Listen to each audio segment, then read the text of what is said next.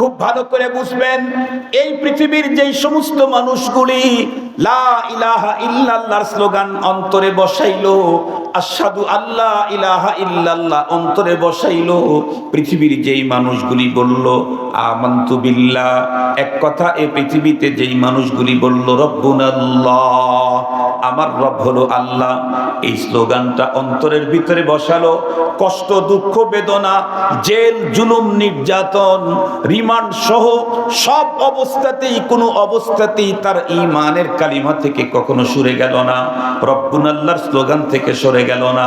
কষ্ট করে যদি শুধুমাত্র আজরাইল আলাইহিস সালামের আগমন পর্যন্ত একটু কষ্ট করে আমানতু বিল্লাহর স্লোগানটা ধরে রাখতে পারে, তাহলে তার জন্য কত বড় সৌভাগ্য, কত বড় খুশনসিব, কত বড় সুসংবাদ।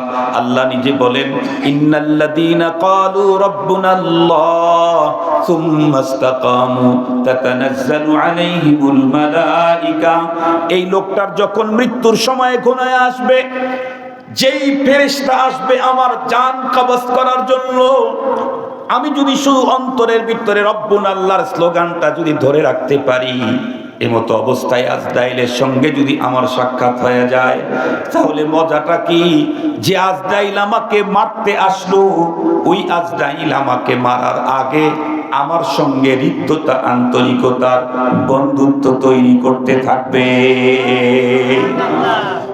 যেই ফেরেশতা আমার জান কবজ করার জন্য আসছে, সে একটু আগে আসবে, নির্ধারিত টাইমে তো আমার জানকে বের করে নিয়ে যেতে হবে, একটু আগে আসবে। বিশ্বনন বর্তমান পৃথিবীর সবচেয়ে বড় আলমী ইসলামিক স্কলার, বিশ্ব বরেণ্য ইসলামিক গবেষক, ইসলামিক স্কলার আল্লামা তাকি উসমানী, পাকিস্তানের সাবেক চিফ জাস্টিস এবং দারুল উলুম দেওবন্দের সফল মুহতামিম কারি তৈয়ব সাহেব রহমতুল্লাহি আলাইহি, এই দুই আল্লাহর কুতুব, এই দুই বুজুর্গ তাদের রিসালা খুতুবাতের ভিতরে লিখেছেন, আপনারা মোতালা করতে পারেন, দেখে নিতে পারেন। ইমানদারের মৃত্যুর টাইম যখন আসে, রব্বুল আলামিন স্পেশাল কোয়ালিটির মালাকুল মউতকে পাঠায় দেন। সুবহানাল্লাহ, সুবহানাল্লাহ বলেন।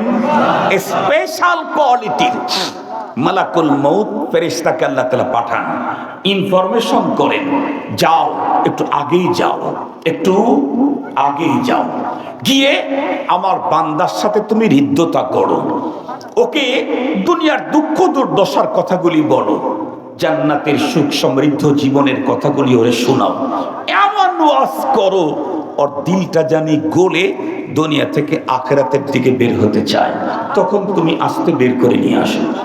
কারি তৈয়ব সাহেব রহমাতুল্লাহ আলাইহি লেখেন, কিছু কিছু ইমানদার এমন আছে লম্বা টাইম দুনিয়াতে থাকার কারণে কিঞ্চিত হলেও দুনিয়ার প্রতি মায়া তৈরি হয়ে গেছে, কিন্তু রব্বুল আল্লাহর স্লোগানে অটুট, ঠিক আছে।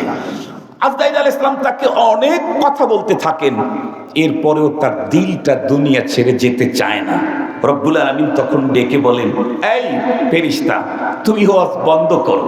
তো কি করবো ইয়া রব?